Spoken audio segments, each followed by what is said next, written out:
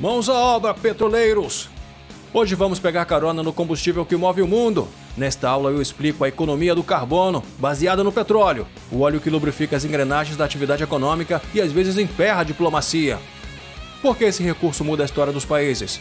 Vamos conhecer a geopolítica que está por trás do ouro negro, e isso não é marca de chocolate puro açúcar. As maiores reservas, os maiores produtores, as tretas que rolam o tempo todo. É tiro, porrada e bomba!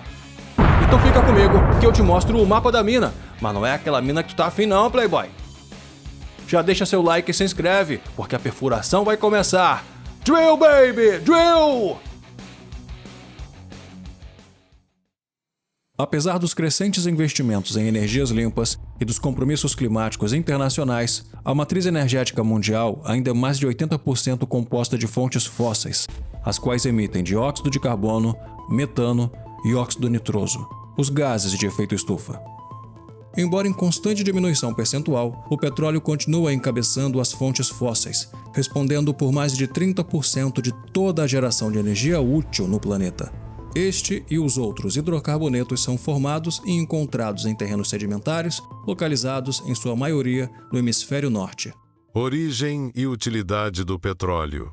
Combustível fóssil oriundo de restos orgânicos, principalmente algas, soterradas sob sedimentos marinhos ou lacustres, sua formação remonta ao Cretáceo, no Mesozoico, e ao Paleógeno, no Cenozoico. A dependência do hidrocarboneto ultrapassa a indústria de combustíveis e perpassa os setores têxtil, na fabricação de sintéticos como nylon, poliéster e elastano, calçadista, de cosméticos, de medicamentos e produtos médico-hospitalares, eletroeletrônicos com sua demanda por plástico e polímeros, de produtos de limpeza, graxas e lubrificantes, de fertilizantes, embalagens como PET e PVC, entre outros.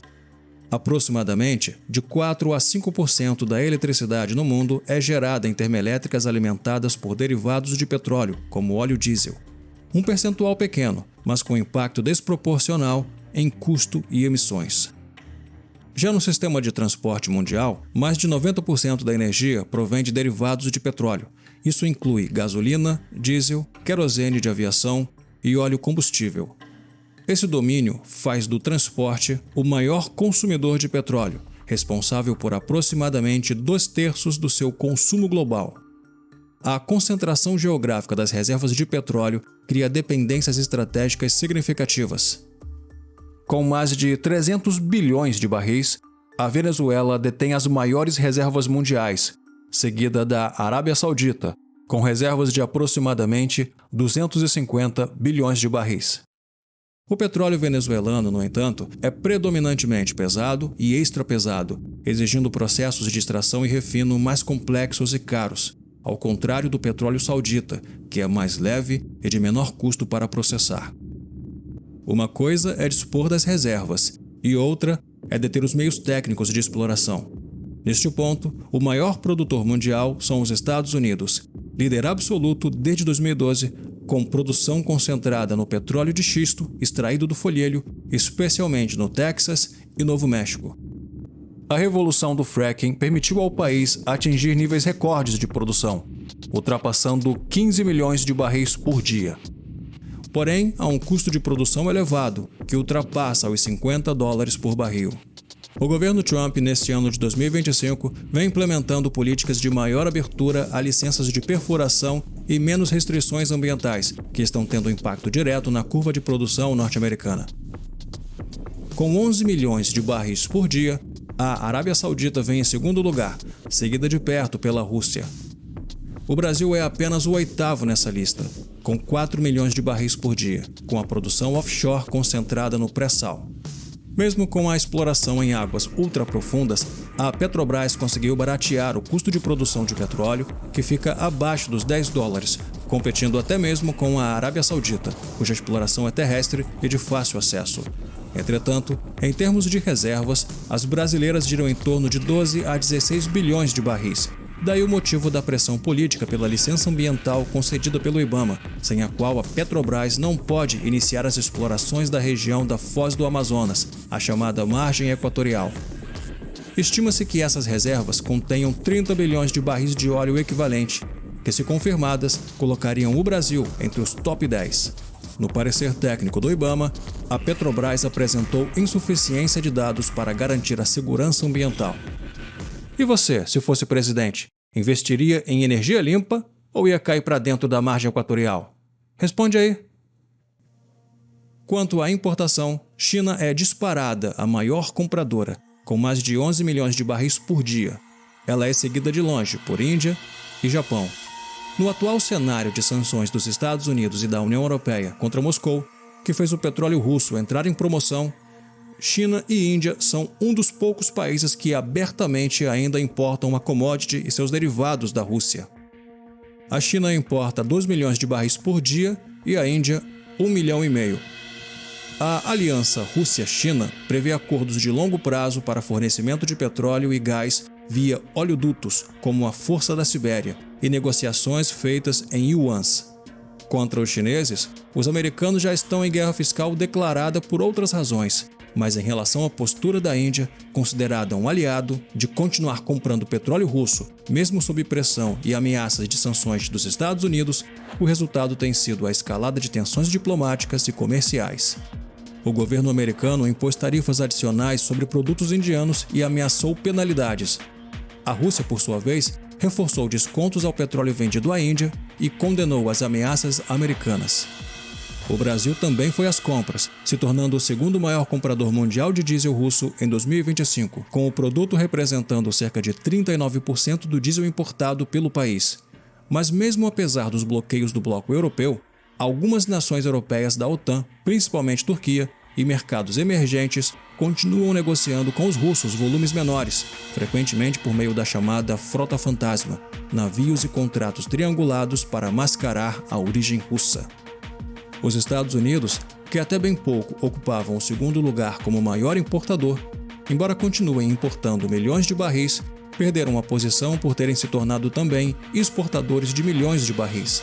Uma das razões é que é mais econômico exportar petróleo do Alasca para a Ásia e importar petróleo da América do Sul para a costa leste americana do que transportar internamente. Você já ouviu falar no poder da OPEP e nos choques do petróleo? Até guerras, como a do Golfo, teve petróleo como pivô. Sabia que o preço da gasolina no Brasil depende até de decisões tomadas em países que você talvez nunca visite? Marca alguém que não sabia disso e deixa o like, rapá! A geopolítica do petróleo. Até os anos 1960, o controle de produção, oferta e preço se dava pelas transnacionais conhecidas como Sete Irmãs, um apelido carinhoso para um cartel nada fraternal, que dividiam o mercado como quem divide herança, com muito amor, pelo lucro.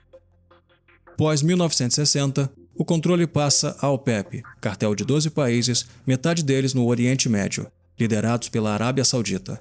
Em 2016, outros 8 grandes produtores de petróleo, como Rússia, México e Cazaquistão, se tornam integrantes de uma aliança ampliada da OPEP, chamada OPEP+. Atualmente, o cartel ampliado controla aproximadamente 80% das reservas comprovadas mundiais, embora estimativas independentes sugiram que as reservas oficialmente reportadas podem estar infladas. Os efeitos nocivos da OPEP na economia global já ficaram bastante comprovados na história.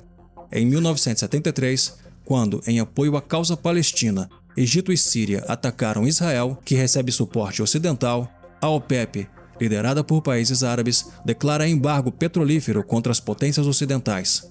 Esse episódio ficou conhecido como o primeiro choque do petróleo, que fez o preço da commodity quadruplicar de 3 para 12 dólares o barril, levando a um cenário caótico de recessão global e estagflação. Aquela situação delicada em que a economia não cresce, mas os preços sobem como ansiedade de motorista na fila do posto de gasolina. No Brasil, o governo teve de lançar o Proálcool, programa criado em 1975 para reduzir a dependência de petróleo, incentivando a produção de etanol a partir da cana-de-açúcar e o seu uso como combustível veicular. Basicamente, trocamos o óleo árabe pela cachaça automotiva. Desde então, a OPEP vem demonstrando seu poder geopolítico ao usar o petróleo como arma econômica. Mas isso não significa que seus membros estejam sempre em consonância. A interferência norte-americana, por exemplo, desestabilizou o grupo nos anos 1980. A Arábia Saudita e Kuwait, em favor dos Estados Unidos, elevaram a produção quando os demais membros preferiam mantê-la em baixa para forçar a subida do preço. A divergência interna termina na invasão do Kuwait pelo Iraque em 1990, cuja resposta americana, dada no ano seguinte, resulta na Guerra do Golfo. Mais recentemente, um novo episódio emblemático teve vez entre março e abril de 2020, quando a aliança OPEP+ entrou em colapso e depois voltou a reafirmar seu poder como cartel. Na ocasião, com a demanda de petróleo já em queda acentuada pela Covid-19, a OPEP+ propôs novos cortes de produção para equilibrar o mercado. A Rússia recusou-se a reduzir sua produção, levando a Arábia Saudita a declarar guerra de preços, aumentando sua oferta e oferecendo grandes descontos. Em poucos dias, o preço do Brent, referência global usada para precificar 2/3 do petróleo mundial, despencou de cerca de 50 para 10 dólares por barril, e o WTI, principal benchmark para o mercado norte-americano, chegou a ficar negativo em 20 de abril de 2020. Até os especuladores mais corajosos entraram em pânico. Pressionados pelo colapso dos preços, os membros da OPEP+ se reuniram novamente em 9 de abril e negociaram cortes históricos de quase 10 milhões de barris diários de produção, restabelecendo o cartel. Esse episódio ilustra o poder coordenado do grupo para inflar e, sobretudo, sustentar preços através do controle coletivo da oferta. O tempo já provou que as reuniões da OPEP e agora a OPEP+, são frequentemente conduzidas com base nas posições sauditas, e o país pressiona outros membros, como Iraque e Cazaquistão, a respeitarem cotas acordadas. A Arábia Saudita reafirma regularmente sua conformidade com as cotas e exerce o papel de fornecedor confiável para a segurança energética global. E esse é um dos pilares sobre o qual se sustenta o relacionamento entre Estados Unidos e a monarquia absolutista da família Al Saud. Há décadas, os norte-americanos veem a estabilidade da monarquia saudita como fundamental para garantir acesso seguro ao petróleo, equilibrar mercados globais e apoiar interesses geopolíticos no Oriente Médio. É prática recorrente que presidentes norte-americanos recém-eleitos incluam a Arábia Saudita em suas primeiras viagens oficiais, sinalizando a prioridade do tema energético e de segurança regional na agenda internacional dos Estados Unidos.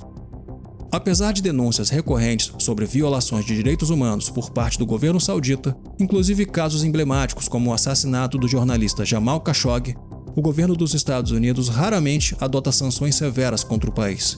Na maior parte das vezes, prevalecem discursos diplomáticos cautelosos e manutenção de contratos militares, tecnológicos e petrolíferos bilionários. No entanto, não é só a produção que afeta a cotação do petróleo. Garantir a segurança e a fluidez nas rotas de transporte também é fundamental para a estabilidade dos preços e do abastecimento mundial.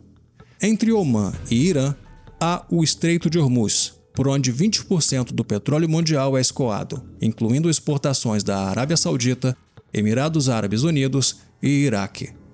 O Estreito de Malaca, entre Malásia, Indonésia e Singapura, serve de passagem para 15% do comércio oceânico e 25% dos navios petroleiros que abastecem a China e o Japão, por exemplo.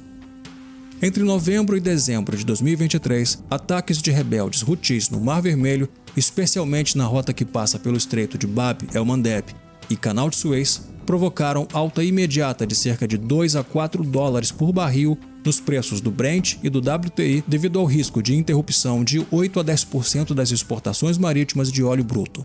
As companhias de navegação passaram a optar pelo desvio contornando o Cabo da Boa Esperança, o que acrescentou de 10 a 14 dias às viagens e elevou custos de frete e seguros. Esse episódio evidencia como tensões regionais, mesmo em um único ponto crítico de trânsito, pode repercutir mundialmente nos preços do petróleo. Diante do que foi exposto até aqui, não parece má ideia reduzir de modo sistemático a dependência mundial de petróleo. Mas fato é que o consumo global de produtos petrolíferos ultrapassou pela primeira vez 100 milhões de barris por dia em 2023, representando um marco histórico na demanda energética.